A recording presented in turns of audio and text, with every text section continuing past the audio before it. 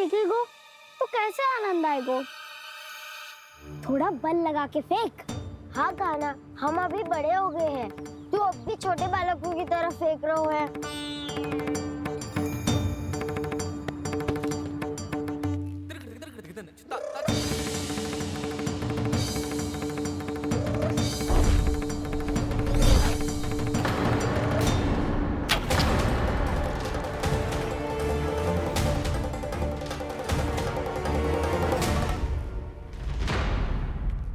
दीदी जी क्या करो कान्हा, गेंद तो डूब गई।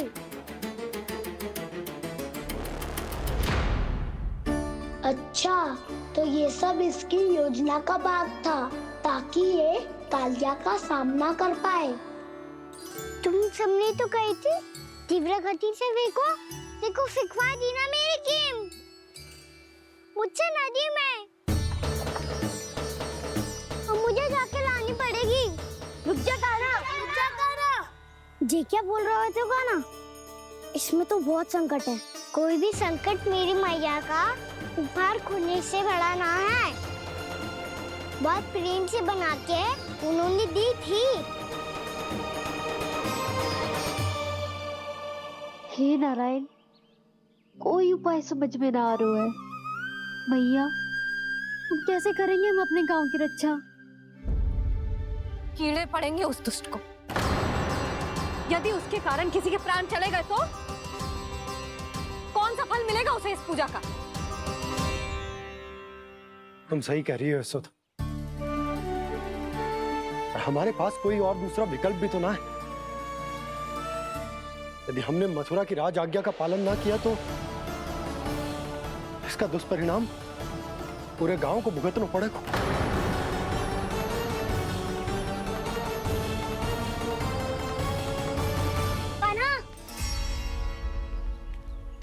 तुम्हें पता है कि तो भगवान है, दिव्य है, बहुत शक्ति है तुझमें।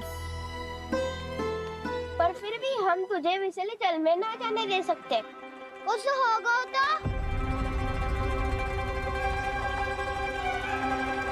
तुम सब इतनी हट कर रहे हो तो ठीक है, ना जाऊंगा।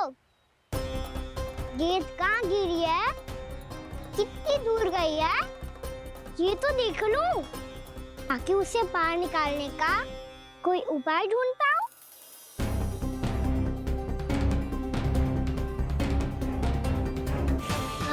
हाँ,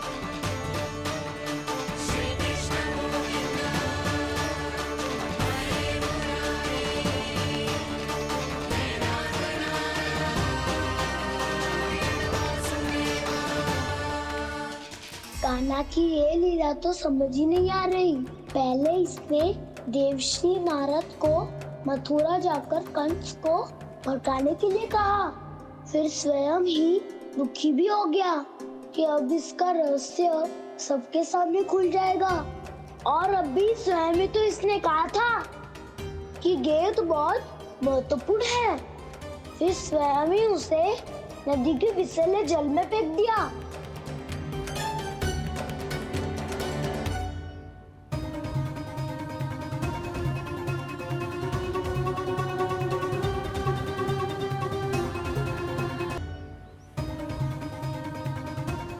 कान्हा, तू ऊपर क्यों चढ़ रहा है? अरे ऊंचाई से देखूंगा तभी तो गेंद दिखेगी।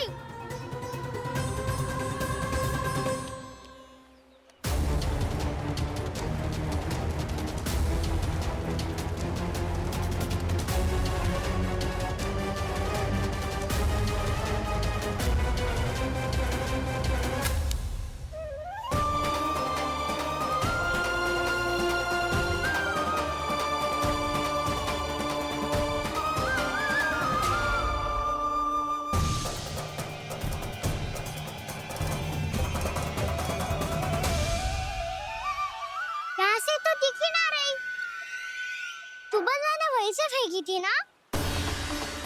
ना, वहाँ से फेंकी थी। कहाँ से? नहीं ना, वहाँ से। समझ में आ रहा? ठीक बताना कहाँ से फेंकी थी?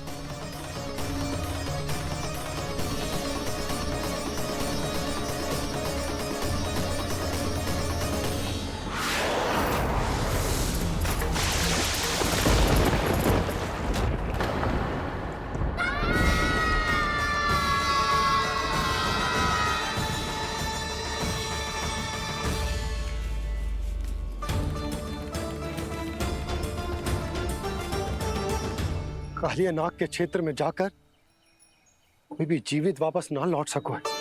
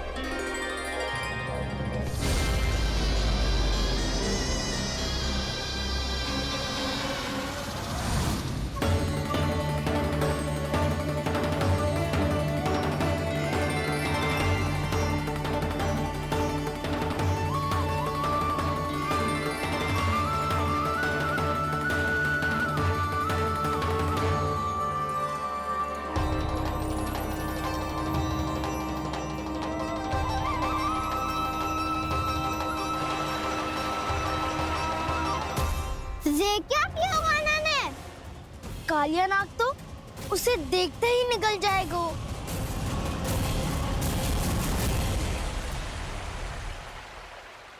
तो आरंभ से अब तक सब कुछ उसकी लीला का ही भाग था।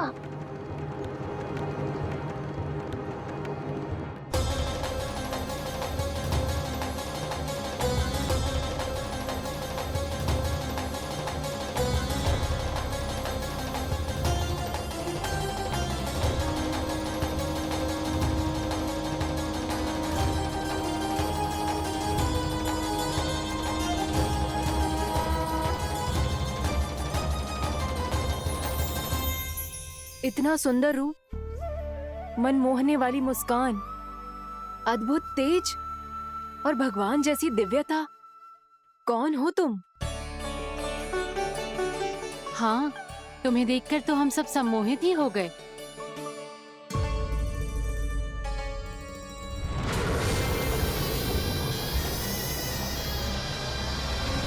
तुम जो भी हो बालक, वापस लौट जाओ। हमारा हृदय तुम्हें ही देखते रहना चाहता है, किंतु यदि हमारे पति जाग गए तो तुम्हें अवश्य हानि पहुंचाएंगे। ये बहुत विषैले है बालक, कालकोट जैसे भयानक। इनके विष से तुम नहीं बच सकोगे। नंदराज, कालिया नाग के विष का प्रभाव बढ़ते ही जा रहा है। पहले 8 कोस तक उसके विष का प्रभाव था, अब तो 1 योजन से अधिक क्षेत्र में फैलो है। जल पीने के प्रयास से अनेक पशु मारे गए हैं और नदी के निकट के वृक्ष और वनस्पति सब नष्ट होने लगे।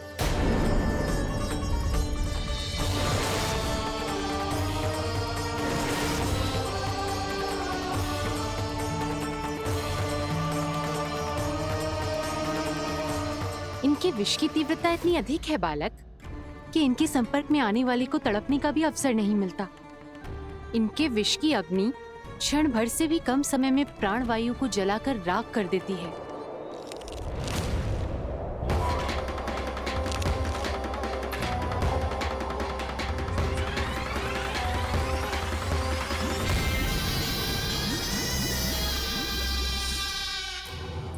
तब तो समस्या और भी गंभीर हो जाएगी। मैंने तो सुनो है कि कालिया नाग कम से कम 2 योजन लंबा है, सैकड़ों फन है उसके।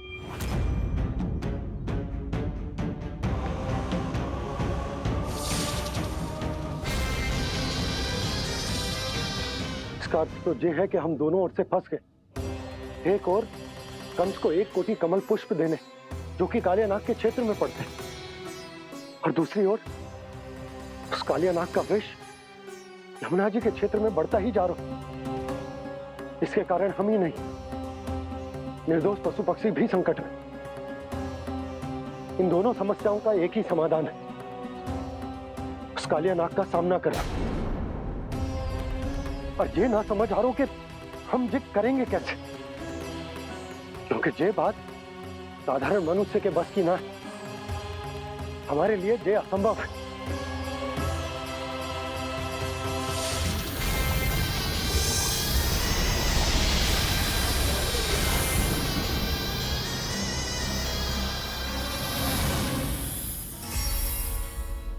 अब तो तुमने अपनी आंखों से भी देख लिया बालक, ये कितने विषैले हैं। नींद में भी विष उगलते हैं। इससे पहले कि तुम्हें कुछ हो जाए, चले जाओ यहाँ से, मान लो हमारी बात। आप सब मुझे जानती भी नहीं और फिर भी मेरी इतनी चिंता कर रही हैं आप। माँ की ममता भेदभाव नहीं जानती। तुम भी किसी के पुत्र हो और हम सब भी माँ हैं। एक माँ को हर बालक में अपनी ही संतान दिखाई देती है। इसलिए हम तुमसे विनती करते हैं, वापस चले जाओ, बचा लो अपने प्राण। मेरी चिंता मत कीजिए, मुझे कुछ नहीं होगा। होगा, अनर्थ होगा यदि ये उठ गए तो।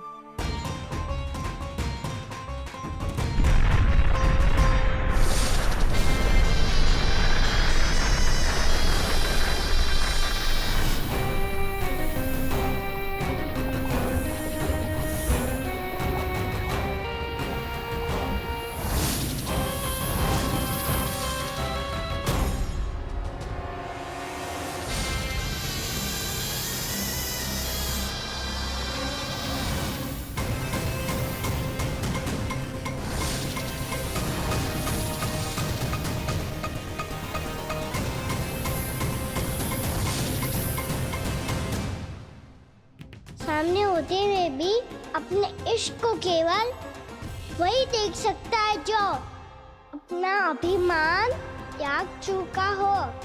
पर पूर्व जन्म में मेरा भक्त होने के नाते मेरा सत्य स्वरूप देख पाने में मुझे इसकी सहायता करनी चाहिए।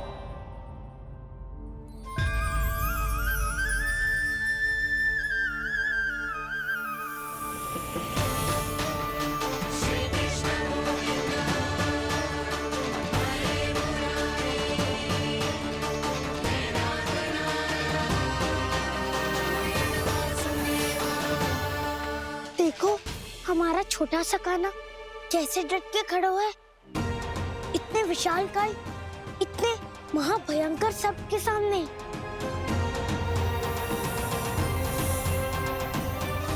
ये कोई भगवान नहीं है जो इसके सामने हाथ जोड़ रही हो तुम सब।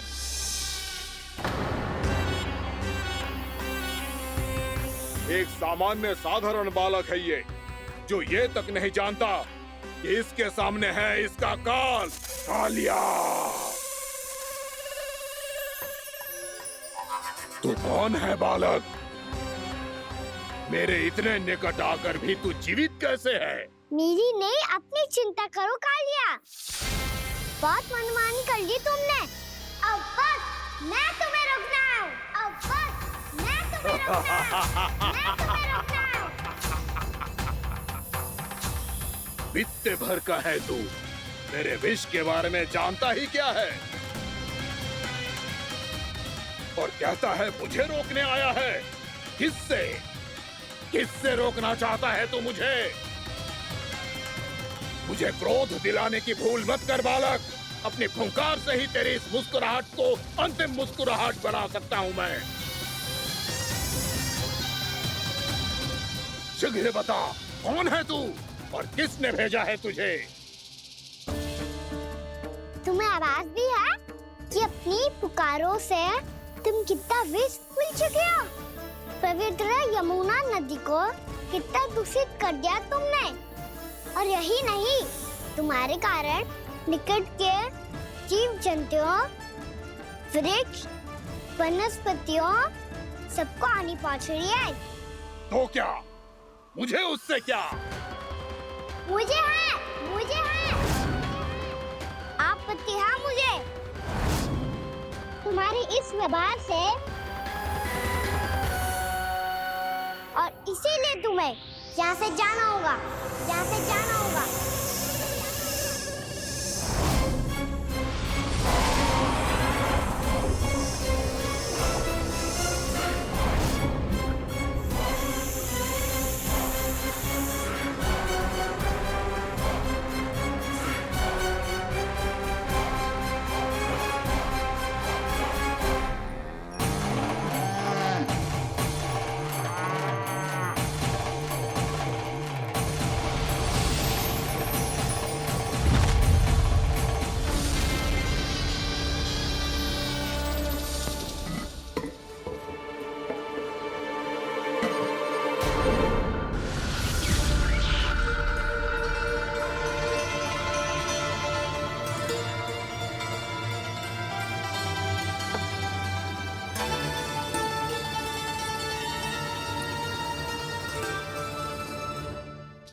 मुझे आदेश देने का साहस भी कैसे किया तूने? इस क्षेत्र को मैंने अपना राज्य बनाया है, मेरा परिवार रहता है यहाँ,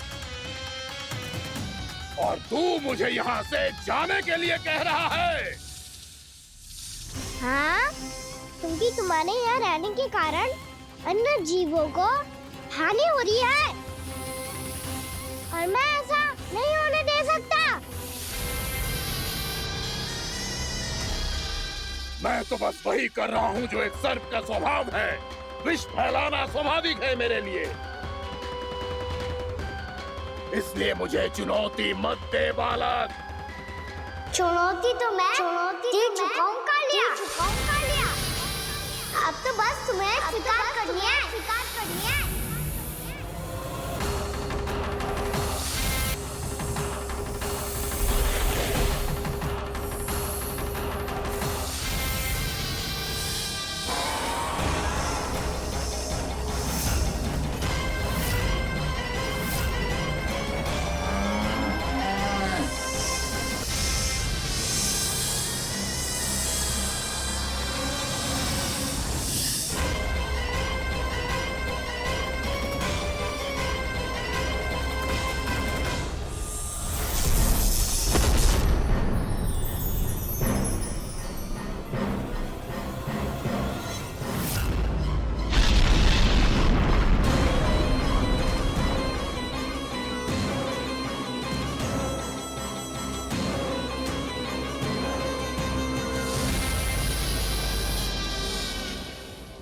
मैं भी चेतावनी दे रहा हूँ, यहाँ से चले जाओ।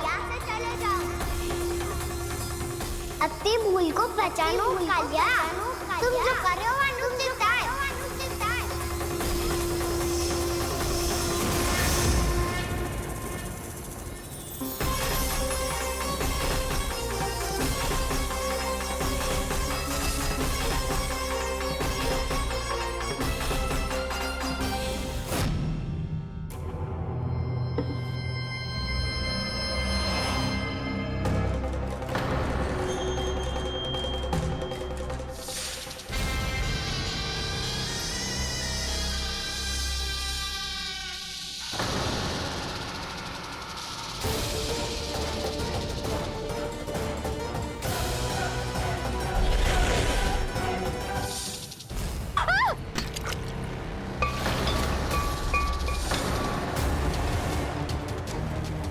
अब मैं आता हूँ।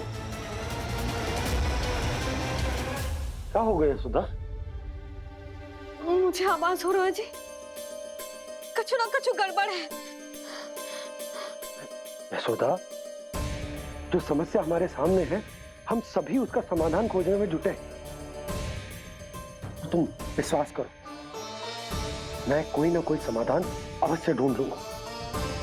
हम कैसे भी करके वो कमल के पुष्प उस कंस तक पहुंचा देंगे। नाना, समस्या उससे कहीं अधिक है, उससे कहीं अधिक बड़ी। तो इसकी धारियां फेंके हुए खाना पे।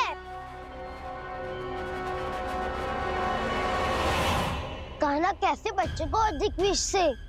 इसका विष तो क्या, ये सर स्वयं भी छू तक नहीं पाएगा हमारे कान्हा को।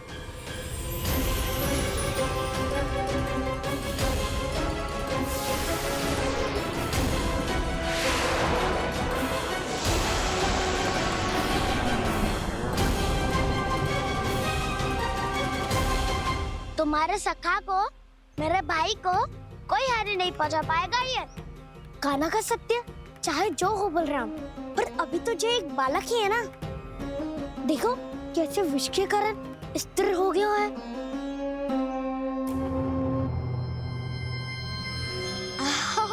हाउ सर्फ ने कितनी आसानी से अपनी पूंछ से बांध लिया है।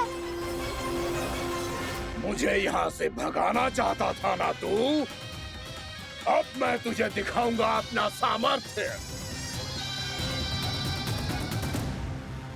ये मूर्ख किसे बांधना चाहता है अपनी पूंछ में? उन्हें जिनका विस्तार सारे ब्रह्मांड में है, या उन्हें जो स्वयं अनंत है? पर देवराज, प्रभु ऐसा करने ही क्यों दे रहे हैं कालिया को? आप सब भूल रहे हैं देवगण। कालिया पूर्व जन्म में प्रभु का बहुत बड़ा भक्त था। उसी भक्ति का फल मिल रहा है अब इसे।